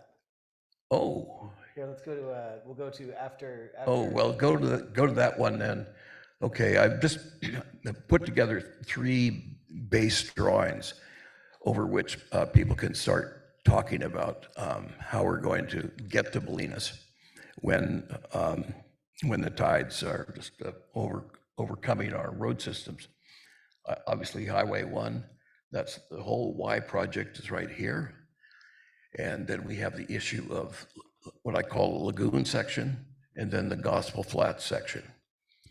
And I put in, that represents very, very steep terrain, which, been a lot of talk about, well, we could do something like this to get up on the mesa. And I say that's, my sense of that is that it's just not feasible. And my feeling is that we're going to have to put in a causeway. That's just my gut sense of everything right now. Open, of course, to all kinds of better information and better perceptions of what's going on. And then if you just go to this is the rendering of the redo of the Y. There's our existing, the road we take to get on the Highway 1. What's interesting about this is that they're showing this causeway, and what it hopefully suggests to me is that they have plans for taking care of Highway 1 all the way through Stinson. I don't know how you get through Stinson with that, but that's one hopeful sign. And if anyone knows about more of what's going on from here to Stinson, that would be very useful as we start developing similar efforts as that have been undertaken for part 2, the downtown. So I think that really is. And just for the record, this was a proposed idea that is not a part of the current Y plan. It's just shown for illustrative purposes. Before we move on to the next slide, just to be clear. Oh, and that's right. This is, I did this one. There's the nursery, school, and the intersection of Lima, Bolinas, and Horseshoe Hill. And I just pulled this one up off of Marin maps to show you just how formidable that is, which, and even if you manage to get to this point, how do you get across all of this? and then work your way up these slopes, which would require dramatic cuts and fills. And so it sort of puts the effort more on a causeway where the water would just flow in and out. And there's a school that we could move up to that Mesa Park area. And then this just shows another area. If you get up here, how are you going to solve Mesa Park or Little Mesa and some parts of downtown? A great deal of terrace from about in that area seems to remain above. It was certainly above the 10-foot rise level. So just another document to begin the discussion of how we're going to do this. And I think Bolinas, we can do that within the community through forums like what Will has put together and advance it to the point where we can then take it to people and start getting some money and start getting the kind of attention, engineering and so on to help implement this so that it all works in the future.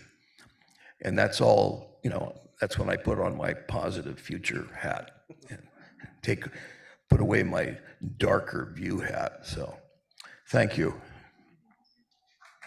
Thank you so much, Steve. Okay, sorry for all the noise on the microphone. We are, oh goodness, I'm just going to stand here, look into the camera and say hi. All of the documents that Steve has produced are available on the BolinasCivicGroup.org website /projects/sea level, well, whatever, it's there, it's all over the place. I can't click buttons and do this, but I'm going to just try really hard to reach over. We are going to talk about this at the Bolinas Civic Soup, a dedicated Bolinas Civic Soup for you all to come out, look at big blown up drawings on pieces of paper, and have the conversation about it. So if you're interested in coming, contributing, etc., March 27th, delicious soup. Oh God. Is that it? Oh, it's jiggling. That's not necessary.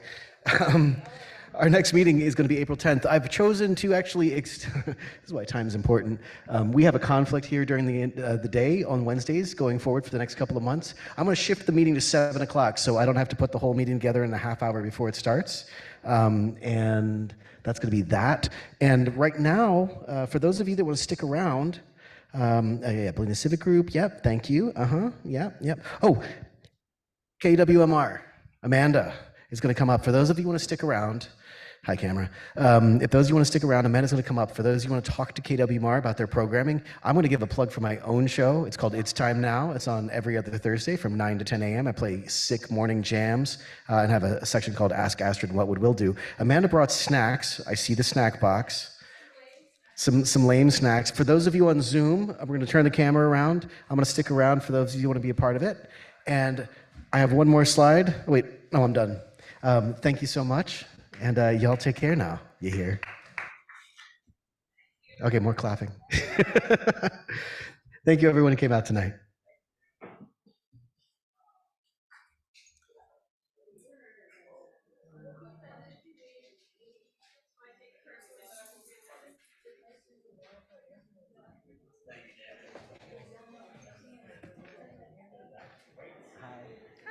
Hi. Mike said hi. Hi, Rhonda. How's it going?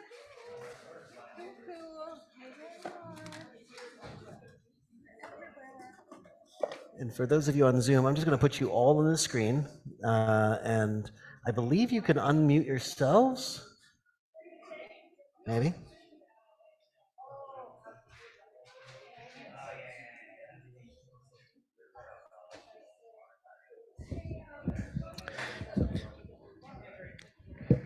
You guys are all up there. Someone want to try unmuting themselves? Make sure we're good to go? No? We're good to go. Oh, we're good to go. Fantastic. Thanks, Karen. For those of you that are not going to stick around for the focus group, we want to give Amanda her space and of course you your space too. So if you want to have some conversations in the back of the room, that would be super helpful. We don't. Figure out what happens. Yeah, I guess so. Okay. Hello. How many people are on the Zoom, in the Zoom room? Oh, look at those wonderful people. Thank you. Whoa. Hi, I'm Amanda Eichstead with KWMR, and we're going to start our focus group. We're starting late. We're starting late. And we're going to end on time. So we're going to go fast. It's going to be like speed dating.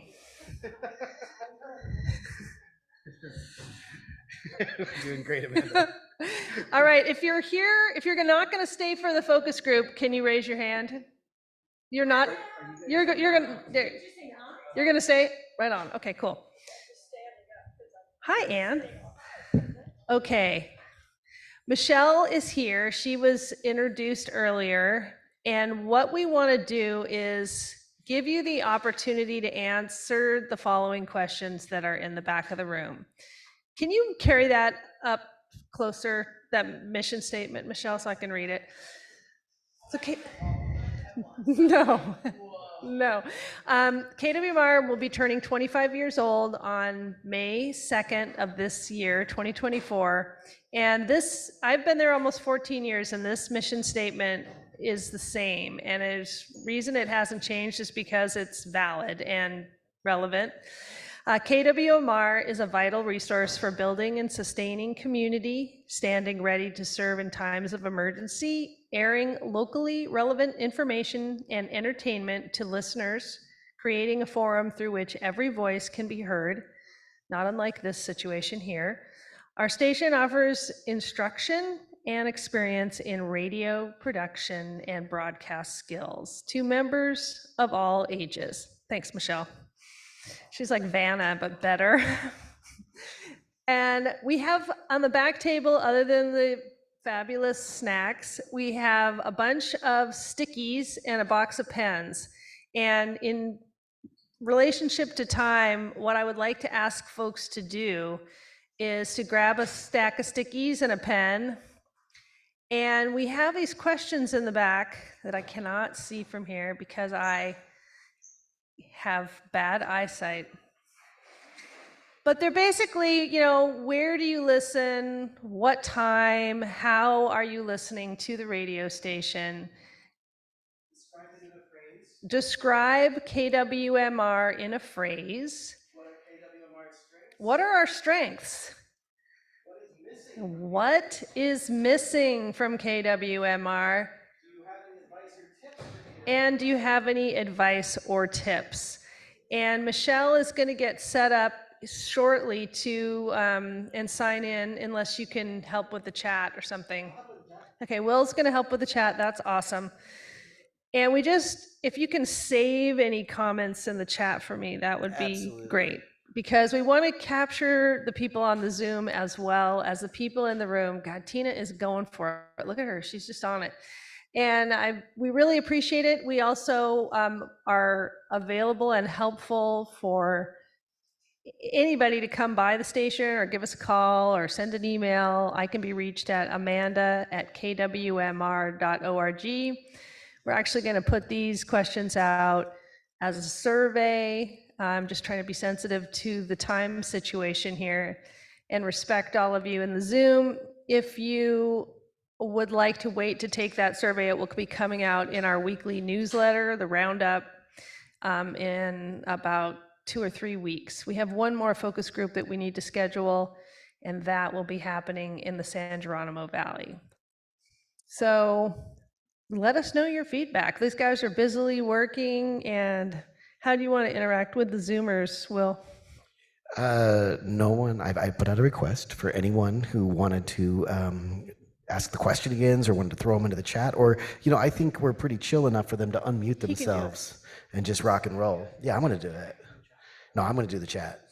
Will's going to do I'm already doing the chat. On the Zoom, we're in the room. There's people, you know, actively at the back of the room with Post-its. Do you guys need to hear the questions again or anything on the Zoom? Yeah, basically what we want to know is, where are you listening? And that would mean, are you listening on an FM radio? Are you listening in your car only? Are you listening to the app? Are you talking to your smart speaker? Those are the types of questions we're curious about. Also, what times do you like to listen? What types of programs kind of rock your world, float your boat? Is there anything that you feel is missing from the radio station? We would like to know. And also, what else did they say, Michelle? Describe KWMR in a phrase. We got some really good phrases from folks in Point Reyes and in Stinson. So we want to see if we can come up with maybe a new tagline. Maybe you're the person to bring that to us. Any advice or tips? Is there anything else that you think of when you think of KWMR? And I will point out that if you're not aware, we are now doing all of our emergency announcements in English and Spanish, thanks to Will Bartlett for me hijacking his technology and using it for betterment at KWMR. It is a strategic partnership, Amanda. It is. It's a collaboration. It's a collaborative Yeah. strategic partnership and collab. That's right. So that's exciting, and we want to get the word out to people about that. And the story that I like to tell is that during the Woodward fire, we know there were people who could see giant plumes of smoke, could not understand what we were saying in English, and we now know that that is unacceptable. We also don't expect people who are native Spanish speakers and don't speak English to listen to a lot of the other programming on KWMR because it might be super boring, but we do have a Spanish language block on Saturdays and are always looking for contributors to that. So if you know anybody who might want to participate, and our program director, Jeff Manson, was going to be here, but he's been handling some sick kids and was starting to feel a little peaked, so we told him to stay away because he has germs. So there. But we have a wonderful group of people here, and would love to know if anybody has anything to share on the Zoom. Still nothing from the Zoom crowd, Amanda. That's all right. They're actively. I can see. Hi, Harriet. How you doing? Harriet. Yeah, she's doing good. She's on mute, but that's okay. She's smiling. She's here with us. Oh, there we go. There she is. Yeah, you can talk. Yeah, you can talk all you want. I mean, it's just going to be me and Amanda. If anybody else wants to speak up and share your thoughts, you got the floor. I have a question because I can't get KWMR in Paradise Valley. Yeah, we have some geographic challenges, and I can tell you why. It's because our transmitter is directly above you on the Martinelli Ranch at the Mira site. And so you're in a strange little shadow there. But that's interesting. I think we'll make note of that because there might be something we can look at to bounce signals around and help you get that.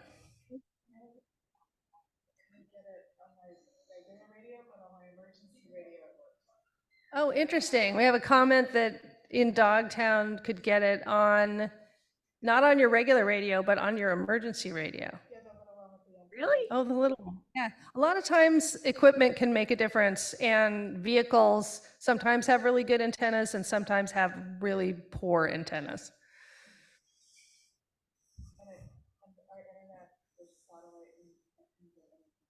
Oh, well, that's not good. I'm sorry about your internet. Bad internet. Well, if you have internet access, we do stream all of our programming, and we also have an app that you can listen to the archives later if you have a signal for your phone, either Wi-Fi or cell signal. And it has really good buffering, so even if you go out of range, you should be able to listen to the archives. And yeah, I like the archives a lot. We had a new website upgrade. Yeah, we have the website is updated, and it's like a lot of things that we do. It doesn't have to be perfect. It just needs to be out there. And if you have comments, and I know you do, I'm waiting to get them. Rapid iteration is the key. We can make those changes. Yeah, you haven't checked out the new website, it's actually, it's great on a desktop. It has some challenges, but I've loved the new look and the effort towards, keeping ourselves moving towards the future. And I love the process that KWMR is of soliciting feedback from those who might, wonder why it is I can't embed my radio shows on my website. Yeah, there is, that's an issue, but there is a way to get to that original link. Fantastic. Yeah, I know what it is. I love that. Click- I love that. click on- Solutions oriented. Click on the playlist. Really about getting the link and sharing the link and communicating. We are linking people up here tonight. Does it feel a little bit like one of those fund drive things that we're doing, where we're just Kind of, but I mean, it's a little bit different. Like we could just sit here quietly while people write. We could, but we also want to make sure that those who are online are engaged. Yes, Ann Sands, you've come up to the table. I think we have a hand up. Oh, there's a hand? Sure, can you unmute yourself? Oh, do I need to, let me see. I can, there you Hi, go. this is Elia. Can you hear me? Yeah, hi, Yes, Elia. absolutely. Well, I'd just like to say I had a radio show, an interview show that was mostly amazing people from coastal Marin for 18 years on KWMR. And this radio station is just a miracle because we have this great but very small staff that keeps it all working. And the rest of it is volunteer programming. And my show was even easy compared to people who listen to hours of music and then find the stories of that music and bring it to you in all of its details, or many other interview shows. And I just thank you, everybody who's involved, for creating this really remarkable community radio show. That's all. I'd like to hear that. I would like to say something about that too. Because we've been around for a while and I've seen KWMR from the beginning, and it's such an absolutely fantastic resource for everybody. So thank you, everybody who works so hard to make it all happen. I, as a new member of this greater community, am excited how accessible KWMR has made it to new programmers to get onboarded, to be informed on how to do it. It's incredibly easy to actually become a programmer, and I am having a blast doing it personally. And I also want to give the kudos not just to the strength of a very small army of programmers, but the skill in which they execute. We're talking pamphlets, we're talking guides, we're talking things posted on walls. They make it very easy to become a programmer. And it's been a great, rewarding experience for myself, and I encourage everybody to reach out and see if they might be able to get a spot. People ask me all the time, how do I get a radio show? Well, and if you don't want a radio show and you don't want to make that long time commitment, but you have some important things to say, not unlike Ann Sands with a great interview with Jeff Matson, we want to know what you're working on. We want to know what's happening, and we want you to come to us and we will get you on the air. You want to say something, Howard? No. Oh, okay. You're just standing there. Great. Right. Well, it looks like people are kind of winding up. Well, but you know we've what? got a lot of good comments, it looks like, back there. This camera here, let's see if this works. Hold on. Let's see if I can do this. You guys are gonna love this, because we're doing this for the road. Where is this? We go to here. We go to Zoom. You guys are gonna love this. Check this out. This is really cool. Preferences.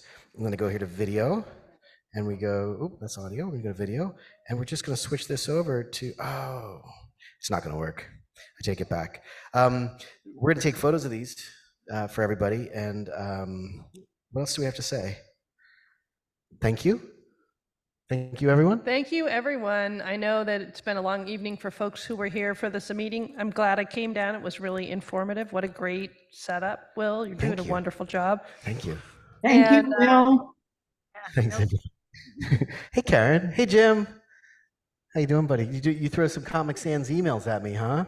Uh-huh. You heard the joke about Comic Sans. You want to get me riled up, send me an email in Comic Sans.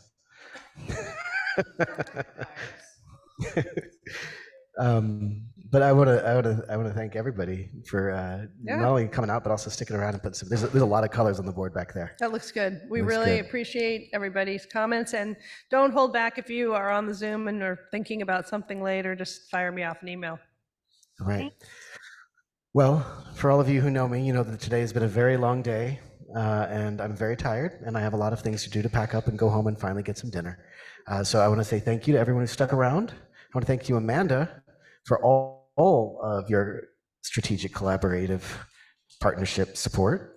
And thanks everybody for coming out tonight. Good night. Good night. Good night. Thank you, Will. Thanks everybody. Is that my word? No, okay. All right, everyone, I'm just going to end the meeting. Good night, everybody. Night. Night, night. Night. Ciao, ciao.